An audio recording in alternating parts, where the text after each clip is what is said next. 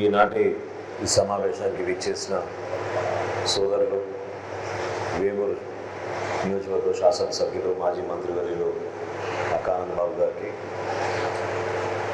కొల్లూరు, రేపల్లె, బట్టిప్రోలు, తెనాలి, కొలిపుర, అదేవిధంగా కాకుమాను మండలాల నుంచి వచ్చిన సర్పంచ్లు, ఇక్కడికి విచ్చేసిన సోదరులందరూ కూడా హృదయపూర్వక నమస్కారం.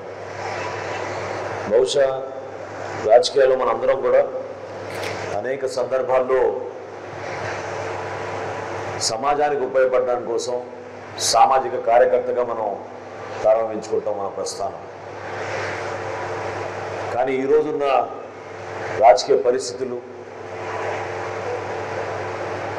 ఏ స్థాయిలో ఎవరు ఏ విధంగా ఉంటారో, సమాజానికి ఏ విధంగా ఉపయోగపడతారో అనే ఆలోచన ప్రతి ఓటర్కి, సామాన్యుడికి ఎప్పుడూ ఒక ప్రశ్నగా మిగులుతుంది. ఎందుకంటే అనేక సందర్భాల్లో ఉపన్యాసాలు ఇస్తారు, రకరకాలు మనం ఊహించని విధంగా అనేక కార్యక్రమాలు చేస్తామని చెప్తారు. కానీ అంతిమంగా సమస్య వచ్చినప్పుడు, ఇబ్బంది వచ్చినప్పుడు మనతో పాటు ఎవరు నిలబడతారు, ఏ విధంగా నిలబడతారు అనేది ప్రజలందరూ కూడా ఈ రోజున మీడియా మిత్రుల ద్వారా కానివ్వండి, సోషల్ మీడియా ద్వారా కానివ్వండి, అనుక్షణం వాళ్ళు ఫాలో అవడానికి ఈ రోజున వాస్తవ పరిస్థితులు మీ అందరికీ తెలుసు. ఆ పరిస్థితుల్లో మనందరం కూడా పవన్ కళ్యాణ్ గారు ఏ విధంగా రాష్ట్ర ప్రజానీకాని కోసం, రాష్ట్ర అభివృద్ధి కోసం అంతిమంగా మనం చేసే ఈ కార్యక్రమం క్షేత్రస్థాయిలో ఎవరైతే సహాయం కోసం ఎదురు చూస్తున్నారో వాళ్ళని ఆదుకోవాలని ఒక తపన ఆయనలో ఉన్నది మనందరం కూడా గమనిస్తూనే ఉన్నాం. రాజకీయాల్లో పార్టీలకు అతీతంగా ఉండాల్సింది మన సర్పంచులు. ఎందుకంటే గ్రామాల్లో గ్రామ స్వరాజ్యం ఏర్పాటు చేయాలి, ప్రజాస్వామ్యం నిలబెట్టాలి. ఆ స్థాయి నుంచే మనం ప్రారంభించుకుంటే దేశానికి ఎంతో మేలు జరుగుతుందని పూజ్యులు మహాత్మా గాంధీ గారు ఎంతో కోరారు. స్వాతంత్రం వచ్చిన తర్వాత అనేక మార్పులు తీసుకొచ్చాం. ఈరోజు ఇంతమంది మహిళా సర్పంచులు మనతో పాటు వేదిక పైన కూర్చున్నారంటే వాళ్ళకు కూడా ఒక ప్రాధాన్యత ఇచ్చి, వాళ్ళకు కూడా ఒక అవకాశం ఇచ్చి, వాళ్ళు కూడా పరిపాలనలో భాగస్వాములు చేయాలనే ఒక ఆలోచనతో ఎంతోమంది ఆ రోజు నుంచి శ్రమించారు. మొన్న జరిగిన వరదల్లో ఒక ప్రాంతం అని కాదు, ఒక మండలం అని కాదు, ఒక గ్రామం అని కాదు, ప్రజానీకం కూడా చూసి ఆశ్చర్యపోయారు. ఒక్క రాత్రి మనకి 12 లక్షల క్యూసెక్లు ప్రకాశం బ్యారేజ్ నుంచి దిగువ ప్రాంతాలకి విడుదల చేశారంటే ఎంత ఆందోళనకరమైన పరిస్థితి ఉండిందో మన లంక గ్రామాల్లోనూ, మన కృష్ణా వెస్టర్న్ డెల్టాలోనూ మీ అందరికీ తెలుసు. 31వ తారీఖు రాత్రి నుంచి కరకట్ట గురించి అందరం కూడా భయపడుతూనే ఉన్నాం. 1వ తారీఖు, 2వ తారీఖు సాయంత్రానికి రేపల్లె పట్టణానికి ఏమైనా అవుతుందేమో అని అక్కడ కూడా చాలామంది అప్రమత్తం అయ్యారు. ఊహించని విధంగా వరదలు వచ్చినాయి. అదేవిధంగా కేవలం మనకి శ్రీశైలం నుంచి, నాగార్జున సాగర్ నుంచి రావడమే కాకుండా ఖమ్మం జిల్లా నుంచి బుడమేరు, మున్నేరు, ఆ వాగుల నుంచి కూడా అనుకున్న కెపాసిటీ కన్నా 4-5 రెట్టింపులు వరద నీరు వచ్చే వరకు ఇబ్బందికరమైన పరిస్థితి మనందరం చూసాం. అయినా కానీ ప్రభుత్వం ఏర్పడి మనకి 3 నెలలే అయింది. ఇబ్బందికరమైన పరిస్థితి ఎక్కడ అంటే సమన్వయపరచుకోవడంలో అధికార యంత్రాంగం, అనేక జిల్లాల్లో చాలామంది కొత్తగా కలెక్టర్లు, జాయింట్ కలెక్టర్లు, అక్కడున్న అధికారులు ఇంకా వాళ్ళు వచ్చి స్థిరపడిన పరిస్థితులు లేవు. అయినా కానీ అంతిమంగా మన ముఖ్యమంత్రి గారు చంద్రబాబు నాయుడు గారు, ఉప ముఖ్యమంత్రి గారు పవన్ కళ్యాణ్ గారు కోరింది ఏంటంటే సహాయం విషయంలో కానివ్వండి, ఆదుకోవాల్సిన విషయంలో కానివ్వండి, ప్రతి కుటుంబానికి ప్రభుత్వం నుంచి మనం నిలబడదాం, వాళ్ళ కోసం ఏదో విధంగా వాళ్ళు అధైర్యపడకుండా వాళ్ళకి తక్షణ సహాయం ఏం చేయగలుగుతాం అని చేద్దామనే ఆలోచనతో ముందడుగు వేస్తూనే ఉన్నాం. పవన్ కళ్యాణ్ గారు చేసిన నిర్ణయం, తీసుకున్న నిర్ణయం మనందరం కూడా ఎందుకు ఆదర్శవంతంగా తీసుకోవాలంటే ఈరోజు ఆయన ప్రభుత్వంలో ఉప ముఖ్యమంత్రి, పంచాయతీరాజ్ శాఖ మంత్రి, ఆయన ప్రభుత్వం నుంచి, ఆయన శాఖ నుంచి అందించాల్సిన సహాయం మేము అందిస్తున్నాం. సహాయ కార్యక్రమాలు ముమ్మరంగా జరుగుతున్నాయి.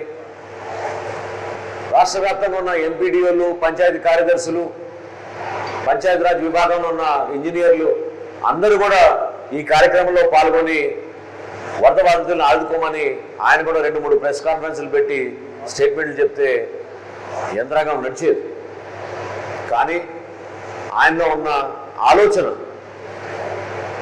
ఆయనకున్న సున్నితమైన మనసు మనందరం కూడా గమనించాల్సింది ఏంటంటే, ఎప్పుడు కూడా మన గ్రామీణ ప్రాంతాల్లో మన రైతాంగం కోసం, మన ప్రజల కోసం ఏ విధంగా ఆలోచిస్తారో ఇదొక ఉదాహరణ. గతంలో ప్రభుత్వంలో లేనప్పుడు రాష్ట్ర వ్యాప్తంగా దాదాపు 3,000 మంది కౌలు రైతులు ఆత్మహత్య చేసుకున్నారన్నప్పుడు ప్రతి జిల్లాలో కూడా సమాచారం మేము సేకరించి ఆ రోజున జనసేన పార్టీ నుంచి పవన్ కళ్యాణ్ గారు అందరికన్నా ముందు 5 కోట్ల రూపాయలు విరాళం అని అందించి ప్రతి కుటుంబానికి ₹1,00,000 ఆర్థిక సహాయం అందిద్దామని ఆ రోజు ప్రారంభించాం. కొన్ని జిల్లాల్లో మీకు సంఖ్య చెప్తే మీరే ఆశ్చర్యపోతారు. మన గుంటూరు జిల్లాలో 121 మందికి ₹1,00,000 చొప్పున మేము ఆర్థిక సాయం ఆ రోజు జనసేన పార్టీని అందించాం. ఆ మాట నేను ఎందుకు అంటున్నానంటే, పశ్చిమ గోదావరి జిల్లాలో కానివ్వండి, తూర్పుగోదావరి జిల్లాలో కానివ్వండి, గుంటూరు జిల్లాలో కానివ్వండి, ఈ ప్రాంతాల్లో రైతులు పాపం ఇబ్బంది పడి ఆర్థిక పరిస్థితితో నష్టపోయి ఆత్మహత్య చేసుకున్నారంటే ఎవరు నమ్మరు వేరే ప్రాంతాల నుంచి. ఇది ఎక్కువగా మనం చూసేది కరువు ఉన్న ప్రాంతాల్లో, వర్షం పడని ప్రాంతాల్లో, నీరు లేని ప్రాంతాల్లో, పంట చేసుకోవడానికి వాళ్ళకి అవకాశాలు లేని ప్రాంతాల్లో చాలామంది ఇబ్బంది పడుతూ ఉంటారు. కానీ ఈ ప్రాంతాల్లో కూడా ఆ విధంగా జరిగిందంటే ఊహించలేని పరిణామం. అయినా కానీ పార్టీ నుంచి అనేక మంది విరాళాలు ఇచ్చి నిలబడ్డారు, ఆ కార్యక్రమాన్ని బలపరిచారు. ఇతర దేశాల నుంచి కూడా మన జన సైనికులు ఎంతోమంది నిలబడ్డారు. చేసిన కార్యక్రమం దేనికోసం అంటే రైతాంగానికి ఒక భరోసా ఇవ్వడానికి కోసం, చితికిపోయిన కుటుంబానికి ఒక భరోసా ఇవ్వడానికి కోసం. ప్రతి చెక్కు స్వయంగా పవన్ కళ్యాణ్ గారు జిల్లాలో పర్యటించినప్పుడు ఆ కుటుంబాలకు అందించారు. తద్వారా అక్కడున్న యంత్రాంగం పార్టీ పరంగా కానివ్వండి, ప్రభుత్వ పరంగా కానివ్వండి, ఆ కుటుంబానికి ఒక ధైర్యం నింపే విధంగా చేసిన ప్రయత్నం. ఈరోజు కూడా ₹4 కోట్ల ఆయన 400 పంచాయతీలకి ₹1,00,000 చొప్పున ఆయన ప్రకటించినప్పుడు చాలామంది నిజంగా మనస్ఫూర్తిగా ఆయన ఆశీర్వదించారు, హర్షించారు. ఎందుకంటే పంచాయతీల్లో ఉన్న పరిస్థితి మీ అందరికీ తెలుసు. సర్పంచులందరూ కూడా ఇంతకుముందు మాట్లాడినప్పుడు వాళ్ళు వివరించారు. గత 3 సంవత్సరాల నుంచి ఈ ప్రభుత్వం బటన్ నొక్కాం అని చెప్పారు, కానీ గత ప్రభుత్వం సర్పంచులకు ఇవ్వాల్సిన అధికారం మాత్రం ఇవ్వలేదు. కరెంటు బిల్లుల విషయంలో కూడా ఎప్పుడైతే వాళ్ళకి 15th ఫైనాన్స్ కమిషన్ నుంచి 14th ఫైనాన్స్ కమిషన్ నుంచి నిధులు వచ్చినాయో రాత్రి నిధులు దారి మళ్లించి తిరిగి తీసుకెళ్ళిపోయారు. మళ్ళీ తిరిగి ఇవ్వలేదు. ఒక సర్పంచ్గా ఎన్నికైన తర్వాత గ్రామాల్లో 2 పనులు చేయాలని ఎవరైనా సహజంగా కోరుకుంటారు. రోడ్లు వేయాలనుకుంటారు, సైడ్ కాలువలు తీయాలనుకుంటారు. కనీసం వీధి దీపాలు కూడా వెలిగించుకోలేని పరిస్థితి గ్రామాల్లో, అంత దయనీయ పరిస్థితి మన గ్రామ పంచాయతీల్లో గత ప్రభుత్వం తీసుకొచ్చింది. రాజకీయ పరంగా మనం విమర్శించాల్సిన అవసరం లేదని మీరు అనుకునే సందర్భాలు నేను చెప్తున్నా మీకు. ఎందుకంటే నిధులు ఉన్నాయి, వ్యవస్థ ఉంది, ఒక ప్రక్రియ ఉంటుంది దానికి ప్రభుత్వం నుంచి. అయినా కానీ దాన్ని నిర్వీర్యం చేశారు కాబట్టి ఈరోజు గ్రామ స్థాయిలో మనం అభివృద్ధి చేసుకోలేకపోతున్నాం. ఈరోజు చక్కటి కార్యక్రమం మనం ఎందుకు ఏర్పాటు చేసుకున్నాం? గుంటూరు జిల్లాలో మొన్న జరిగిన వరద నష్టానికి జరిగిన ఈ గ్రామాల్లో ఉన్న సర్పంచ్లు ఎందుకు ఆహ్వానించామంటే, ప్రభుత్వం ఎప్పుడు కూడా వరద నష్టం జరిగిన తర్వాత అంచనాలు వేసుకుని కేంద్ర ప్రభుత్వంతో చర్చించి వాళ్ళు అందించే సహాయం, మన ముఖ్యమంత్రి గారు అందించే సహాయం 2 కలుపుకొని అప్పుడు మళ్ళీ గ్రామాల్లో పంట నష్టం ఎంతో జరిగింది, పశువులు ఏమైనా చనిపోయినాయా, లేదా మనం అక్కడ కొన్ని ప్రాంతాల్లో ఇల్లు కూలిపోయారు, వాళ్ళందరికీ కూడా ఏదో విధంగా ఆర్థికంగా ఆదుకోవాలని ఒక ప్రణాళిక సిద్ధం చేసుకుని అప్పుడు మనం గ్రామాల్లోకి వస్తాం. కానీ ఉప ముఖ్యమంత్రి గారు పవన్ కళ్యాణ్ గారు తీసుకున్న ఈ నిర్ణయం వలన ₹1,00,000 తక్షణమే మనం ఇప్పుడు మాట్లాడుతుండగానే వాళ్ళ అకౌంట్లో ఆల్రెడీ పడిపోయింది. ఈరోజు ఈ 4:30 గంటలకే వాళ్ళ అకౌంట్లో అన్నింటిలో కూడా ₹1,00,000 పడిపోయింది. ఈ ₹1,00,000 ద్వారా తక్షణంగా మీరు రాబోయే రోజుల్లో వ్యాధులు రాకుండా, ఎందుకంటే వరదలు వచ్చిన తర్వాత సహజంగా మేము చూసాం, మనం పర్యటించినప్పుడు ఎంతో దయనీయమైన పరిస్థితి. 4 అడుగులు 5 అడుగులు నీళ్లు ఇళ్లలోకి వచ్చేసినాయి. అటువంటి పరిస్థితిలో ఎవరికి కూడా ఆరోగ్య సమస్యలు రాకూడదు. పంచాయతీ వ్యవస్థలో మీరు ఈ డబ్బుల్ని జాగ్రత్తగా ఉపయోగించుకుని శానిటేషన్ కోసం, వైద్య సేవల కోసం ఇతర చిన్న కార్యక్రమాల కోసం వాడుకుంటారు తక్షణంగానే పవన్ కళ్యాణ్ గారు ఇచ్చిన 1 లక్ష రూపాయలని మీరందరూ కూడా దయచేసి ఉపయోగించుకోండి.